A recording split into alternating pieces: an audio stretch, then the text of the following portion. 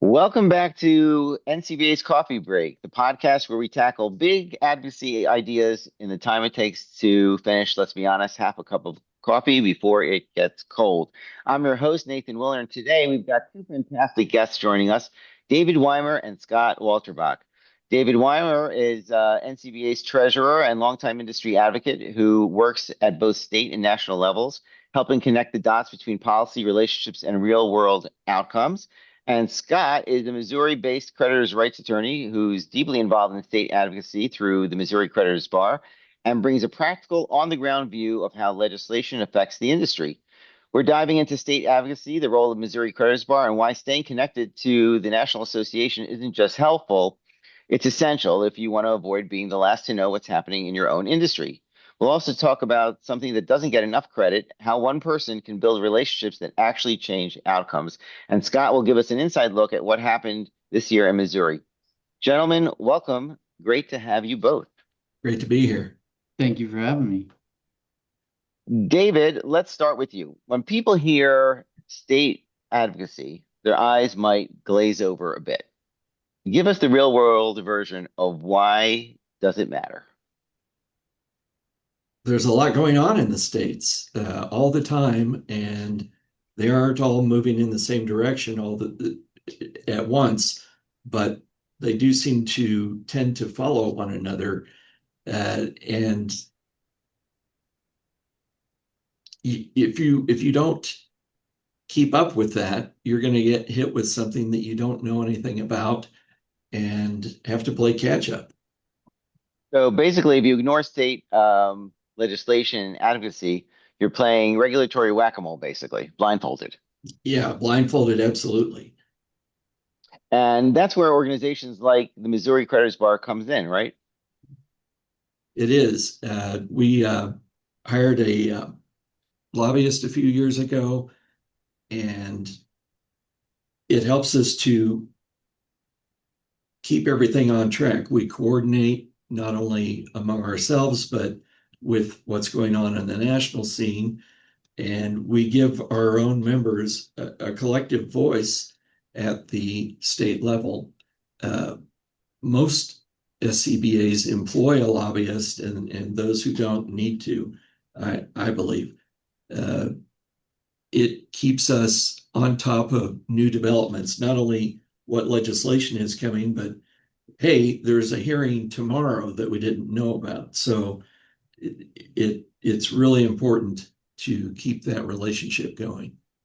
Yeah, absolutely. So let's zoom out for a second. Why is it so important to stay connected to NCBA, the National Association? Isn't state, level organizations, well, state specific? Scott, what do you think about it? Yes and no. It is state specific in a very narrow sense, and you do want to be aware of that, just as David just talked about. But also the national trends that are going on, there are trends, and they don't stay in one state for long. And knowing what's going on the national level and being able to have that perspective really helps us figure out exactly how we are going to attack some of these issues in our state. So having that context, I think, is critical. So it's less copying homework and more like checking the answers before the test gets graded.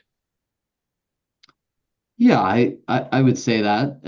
And on top of that, when you're figuring out what to do at the state level, it's certainly helpful to know what other people smarter than me, are doing in other states to stay on top of what's going on in their state, and also kind of gives me a clue as to what might be coming soon to a theater near you.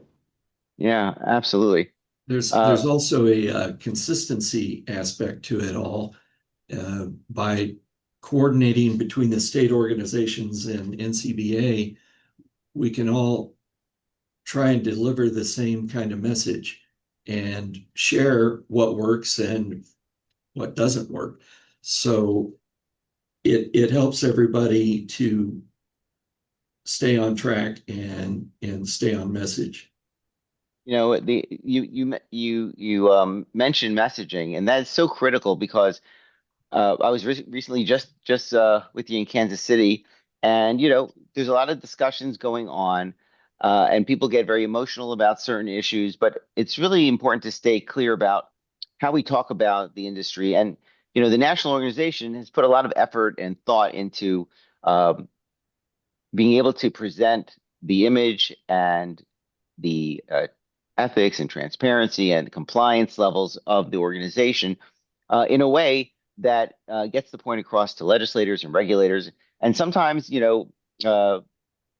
member firms and the members, they're lawyers. They're not public relations people. They're not necessarily lobbyists. And so it's important to, learn from the National Association's messaging kind of playbook that the whole industry is on the same page, and I think that's really critical because it only takes one weak link to kind of, you know, for the whole house of cards to kind of fall apart. So let's talk about something that doesn't always get enough airtime, and that's relationships. We hear it all the time, relationships matter, but what does that actually mean when we're talking about lobbying and being an advocate for our industry?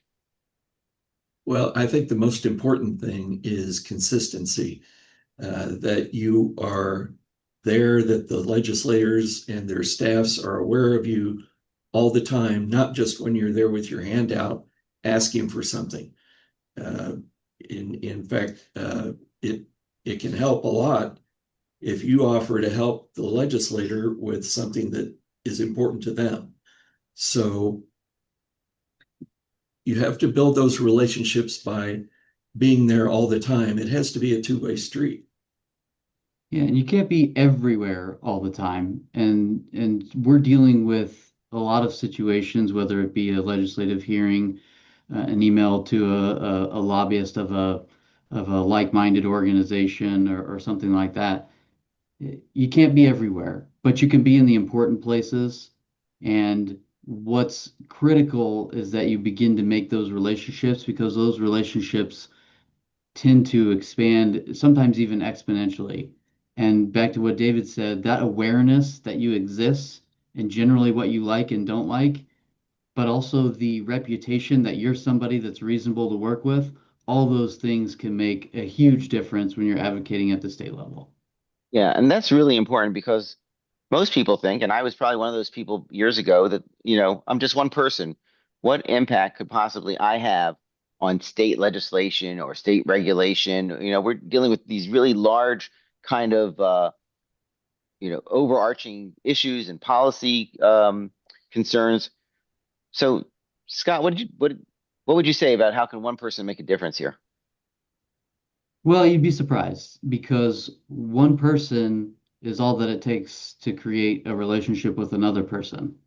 And once you have a network that understands what you like, what you don't like, what your problems are, what your policy goals are, then you're able to get those communications from people within your network that hear things before you do. So you can flag an issue early. You can come up with solutions or strategize about how you're going to use your limited airtime or your limited political capital in order to get what you want. But when we first started, for example, the big problem was not that we didn't know what we wanted; it's that other people didn't know what we wanted, and maybe even more fundamentally than that, they didn't know we existed. And so once we raised our profile to the extent that there's an awareness now, then good things start to happen. Policymakers come to you, or they say, I don't really do that, but they'll connect you with the right person, and all of that just it snowballs. Yeah, so it's not just about having a seat at the table. It's about knowing where the table is, who built it, and occasionally, I guess, bringing the snacks. Absolutely. A well-placed snack can make a difference. But the reality is, there's no reason that every member of NCBA and the state creditors bar associations don't know who their elected representatives are. I mean, seriously, I mean, we're all lawyers. It is not difficult to find out who that person is, and you'd be surprised how interested they are in meeting with each one of us. And that's been my experience, and I think both of you would also agree that it takes really minimal effort to set up a coffee meeting with a legislator or their staff and kind of talking about the work that we do. I mean, without even asking anything. But by the way, the time to get to know someone is not when you need to ask them for anything. That is not the time. The time is when you've already built a relationship over months or years, and now there's a situation. They're going to be a lot more interested in hearing what you have to say. So, Scott, let's bring it home. What happened this year in Missouri that our listeners should be paying attention to? What did you deal with, and how did you overcome some of the challenges? David maybe gave us a prelude to this earlier when he said there's a lot going on. Well, this year there was a lot going on in Missouri. We thought it might be a quiet session, but it wasn't. What happened started really before session. And we had a particular lobbyist come to us and say, hey, we're going to push forward this bill. We know that you exist and this deals with issues that are in your purview. Work through this with us because we obviously they're trying to build a coalition before they get to pre-filing and filing and then hearings. What you don't want to do is put a bunch of work into it and then get to a hearing only to have opposition come out of the woodwork that you weren't expecting and kill the whole thing. So let's talk about a few specific bills. SB 835. This came to us through an unlikely source, the bankers lobby. They were looking to get some changes to bank garnishments. And I think they did some calculus and figured out, okay, if we're going to ask for something, we have to give something to what can we give? And the give was, well, the exemption limits on garnishments hasn't been changed in 30 years. So it's time we modernize that. They knew that was going to impact us, and so asked for our involvement ahead of session. We talked about that internally within our group. We decided the best way to spend our limited political capital and moving forward, and we worked with them, and we did the same thing they did. We dealt with the thing that we didn't like, and in exchange, we got something that we did like. And the language overall, I would say, was much better in the end for everybody for us having been involved in it. And so, but that doesn't happen without an awareness that we exist and a relationship among each other and more specifically, the relationship among our lobbyists. The one thing that I really appreciated the way that you handled it this year was instead of taking the position like we're against this or digging your heels in and saying absolutely not and fighting it tooth and nail, when you saw the momentum going in the other direction, you realized that a reasonable thing to say was, okay, things haven't changed in 30 years. The exemptions that were, when gas is over $5 a gallon is not going to work, to have the exemption scheme from 20 years ago. And what I saw, unfortunately, in other states like in Arizona, where uh, industry kind of held the line because they were able to, eventually things did not work well there, and the consumer advocates kind of figured out a way to get the exemptions changed drastically and caused an enormous amount of problems there. So sometimes being kind of self-aware makes all the difference. And I was really impressed with the way Missouri handled that situation. I think that's some of the perspective that we get from the national level, but then also uh, instead of just having one or two people like David and myself involved in it, we take it to the whole group and we exchange ideas and we come up with responses and strategies that are much better than any one person could come up with because the way we thread the needle on a lot of these things takes into account many different perspectives, many attorneys who do varied types of collections for varied types of debt and in different volumes and everything. So we do a lot of what we do is very transparent and we gather information and perspectives from all of the group. And what we end up with is not something necessarily that is great for our industry, but a lot of times in legislation, what you're trying to do is make it less bad. And I feel like our involvement in the process made bad bills a lot less bad and have fewer unintended consequences. David, what do you want to share about that? Well, it was going to happen whether we participated or not. Uh, we're not talking about consumer advocates here. We're talking about the bankers. And we're in a Republican controlled state, and we're going to listen to the bankers. So if we had dug our heels in, we would have lost badly. Uh, so Scott's exactly right. We had to pick our battle and decide how best to use our resources. And I think it came out maybe even better than we could have expected.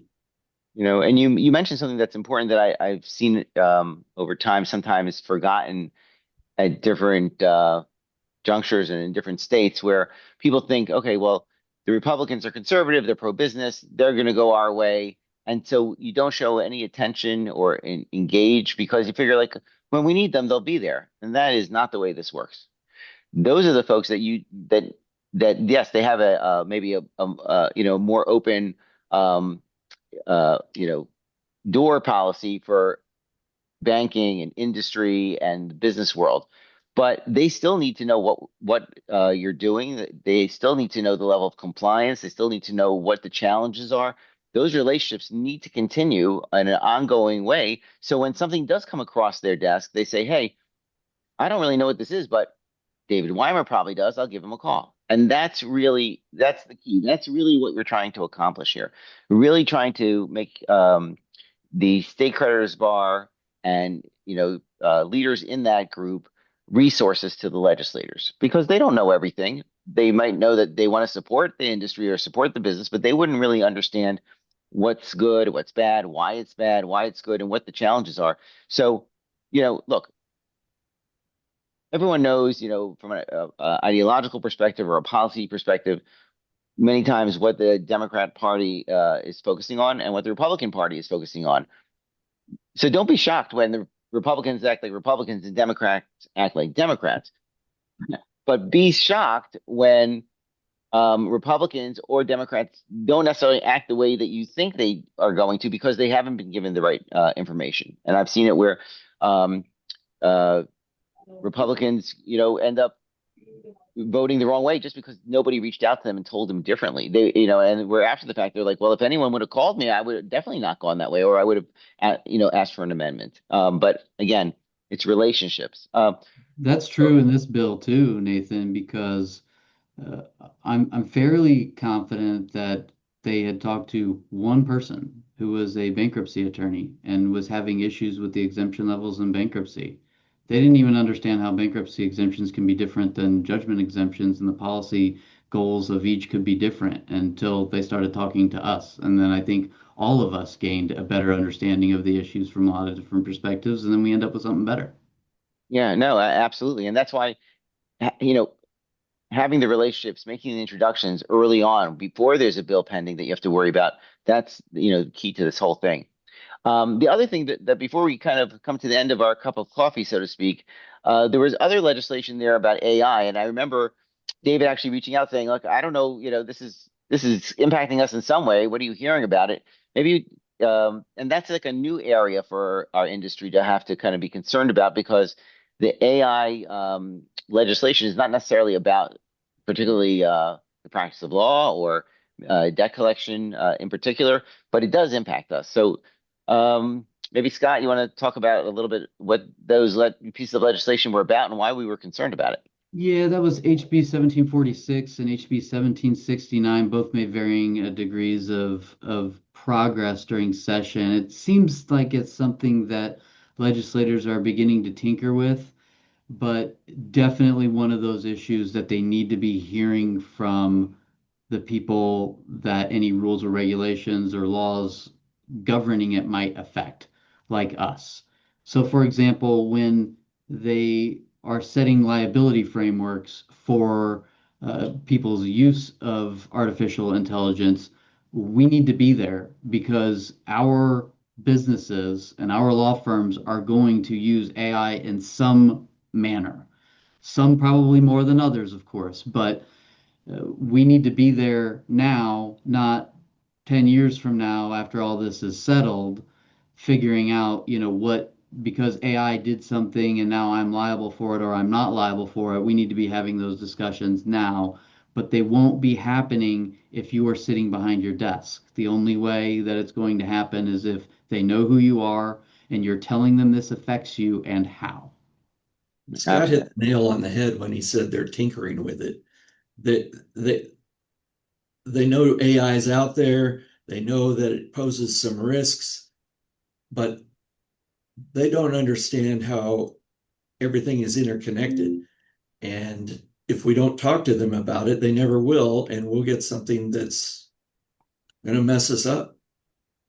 And I think that's why, interaction, that's why I'm so grateful for the relationship that I have with the both of you and other State Creditors Bar Association leaders, that it's the sharing of information, because what happens in one state rarely stays there. And um, best practices are shared, and I think that as an industry, we've gotten stronger. Our influence has increased, and the outcomes for our members has only become more and more positive because of the work that we're doing. Look, we're lawyers. We like to talk, but we don't always talk to the right person. That's what it is. We got plenty to say, but we need to make sure that the information is getting to the right place. So, so final question for both of you. If someone listening wants to get more involved in advocacy, what's the first step? Well, they say that the best time to plant a tree is 20 years ago. The second best time is today. If you're not already involved, get involved and do it today.